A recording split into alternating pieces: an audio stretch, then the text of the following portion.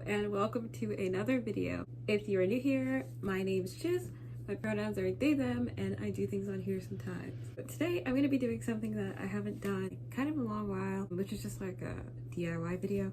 So I'm going to be making a necklace. In my last necklace video, a few people wanted to see like another one, and so I got this really cool charm from like a local like shop. They had a lot of cool things, not just like jewelry stuff, but I got this really cool charm and it's really beautiful. Like, oh my god, I love it so much.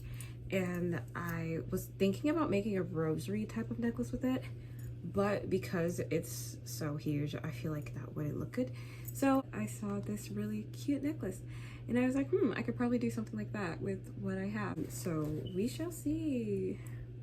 It's also going to be kind of a tutorial. I'm just going to show you the whole process. Anyways, without further ado, let's go ahead and get started. Okay, so the first thing I like to do is to gather my materials. What I typically use are pliers. It is very helpful to have two. However, I have made necklaces having one plier in the past, but it's just way more comfortable to have two pliers. I have these beads I got from the craft store.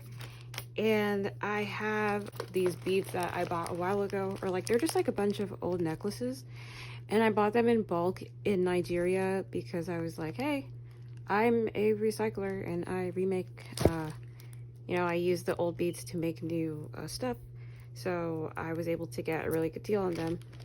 And I also just have like some stuff, so I'm going to try to incorporate bottle caps and safety pins. So I have some of those and my little trinket boxes, and I also have more bottle caps and stuff. We'll see. In this bag I have jump rings, lobster clasps, and like other stuff but I mostly need the jump rings and the clasps. Also, I almost forgot to mention, but you'll need some wire too. Time jump.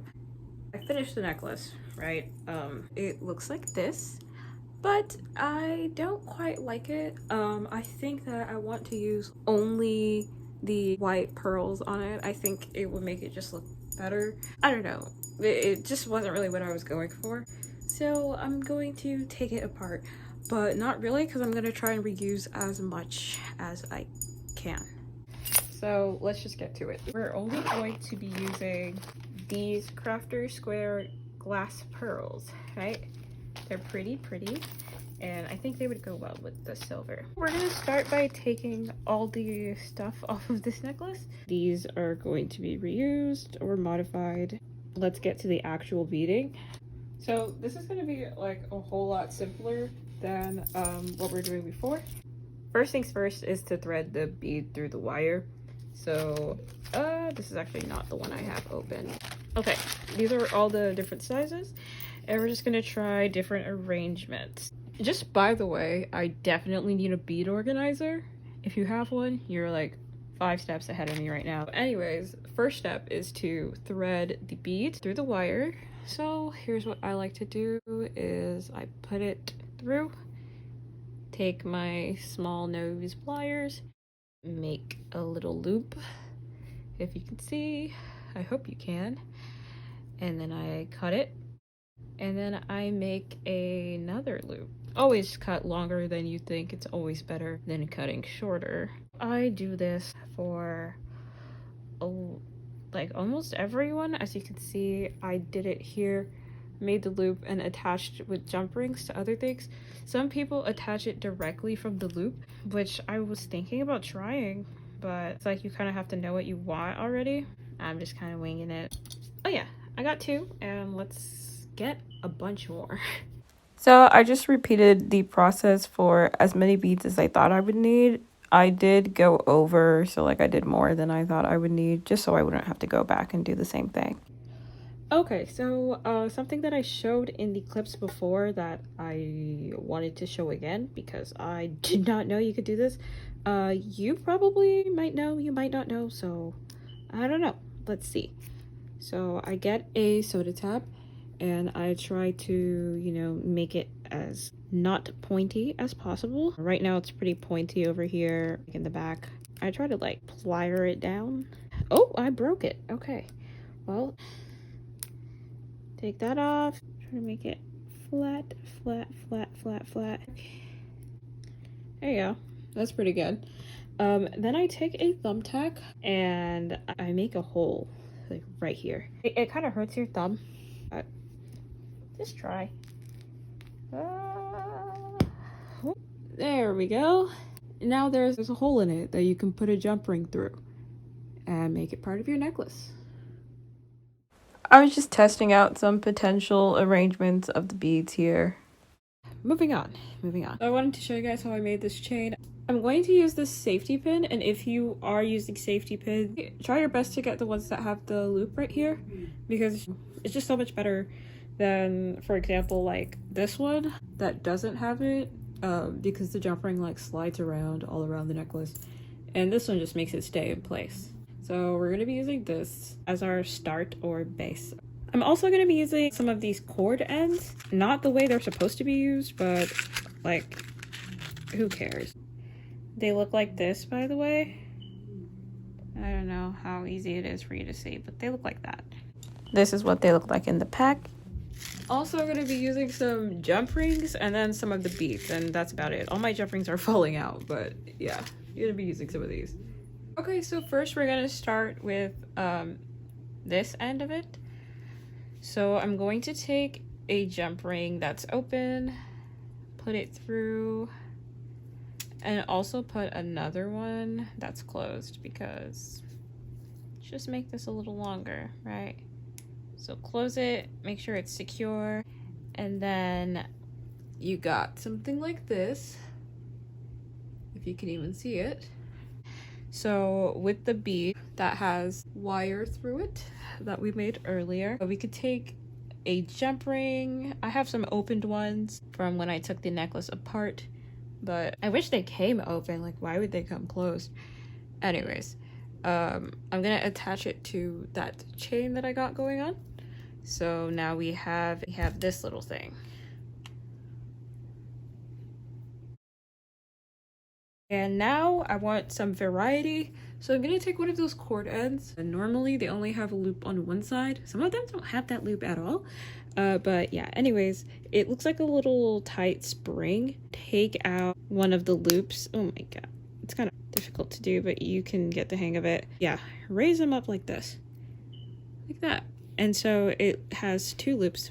Make sure it's like really close together so it won't like come apart. Or like if you put a jump ring on it, it won't fall off, you know. So make it really tight like that. It doesn't have to be perfect. Well, this is the new side that I added, and as you can see, it's not the most beautiful loop in the world, but I want to take that and attach it to the other side of the bead. So okay, now I attach it to the other side of the bead. I secure it, make sure it's really not gonna come off and stuff like that.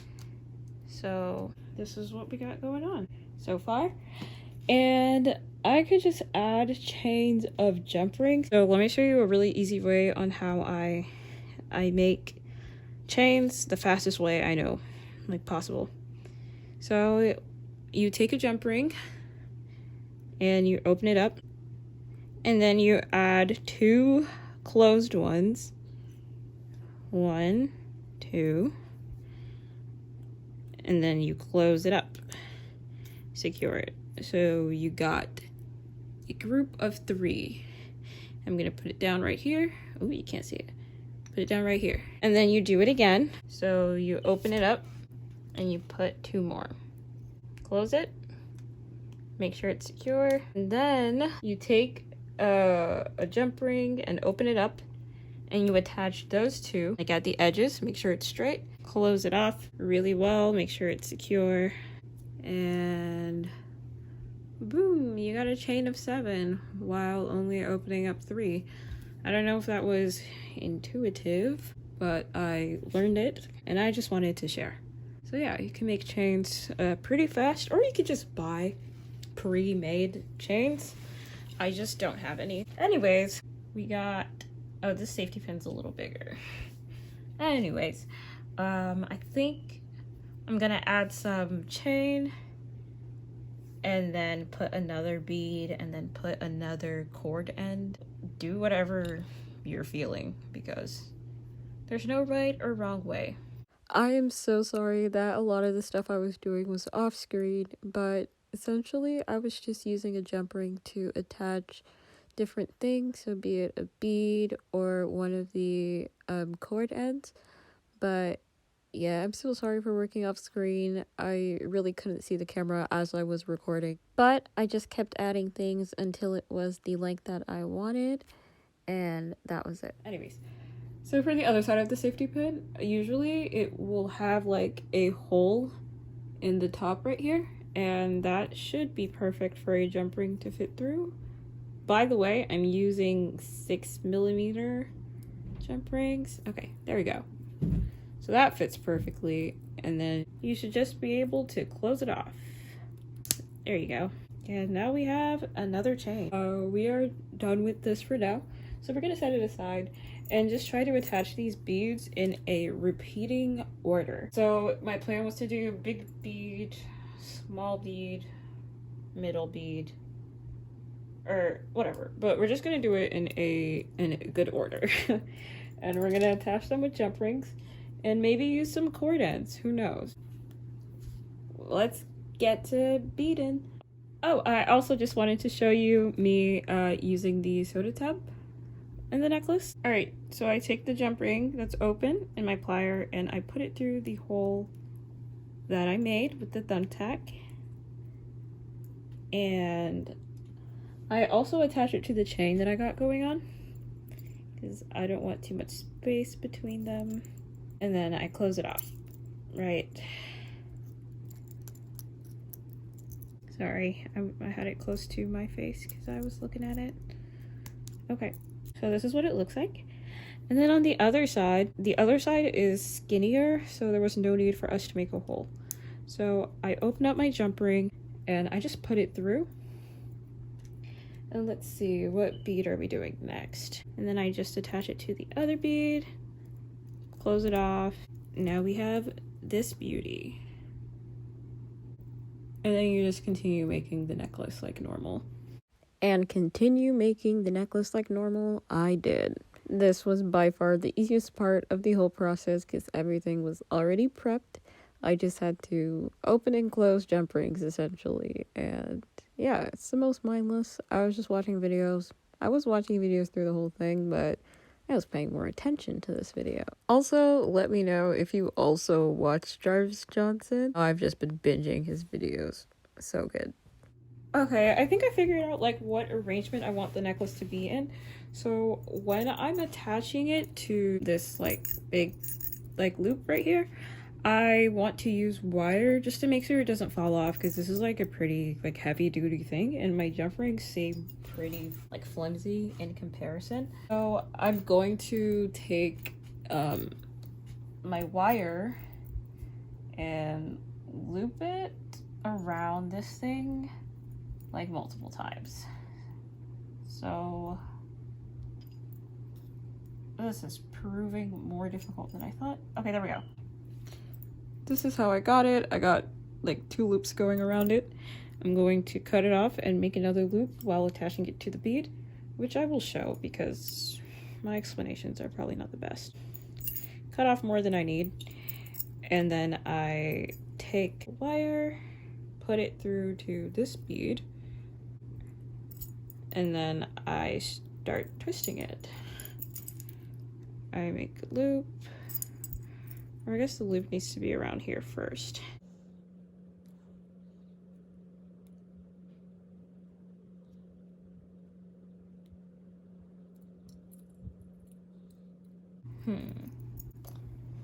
Okay. I think it's kind of at a weird angle. So I'm gonna try to like bend it. Yeah, this is on there. Perfect. That's exactly what I wanted. Anyways, let's keep going. I'm gonna do the same thing for the other side, and I'll meet you back when that's done. Now it's time to close this thing off, and I'm so happy I made changes to it. Like, this is so much better than it was looking before. But to get the length right, I kind of wanted it to be like a choker. So at this point, I'm going to try to add some chains, add the lobster clasp, and yeah, just elongate the necklace, but not too much. And then after that, I'll you know, fix these droopy things, but let's do this first. Okay, so I ended up just doing everything on the time lapse. I just attached the clasp and some chained jump rings to make the necklace adjustable. I attached the droopy things, and that was pretty much it. So I'll show you the results coming up. Okay, this is what it looks like. This is just a better view of it. I will try it on and show you what it looks like on an actual person. But yeah, oh my gosh, I'm so happy with the way it turned out. It looks way better than it did before. And yeah, let me put it on and show you. This is what it looks like on, like, actually, and I love it. I think it sits really well. I think it's a good, like, actual neck height, because for some reason I didn't think that, like, the little stand thing actually represented, like, a realistic neck. It just looks small. I might add some more jump rings at the back for adjustability, but I think it's, I think it's really good. Oh my gosh, it is so much better than it was before. I'm so happy that I just used these beads because I think it makes, like, this thing stand out more and stuff. But yeah, to the outro. Anyways, that is it for this video. If you liked it, please give it a thumbs up. If you like the necklace / want it, I will be listing it on my Etsy, so you can get it from there if you like. But yeah, thank you so much for watching if you made it this far, and thank you for all your support and for being patient with me, because I don't post that often, or I don't post as often as I would like, but I appreciate you all sticking around. And yeah, I will see you in the next one. Bye.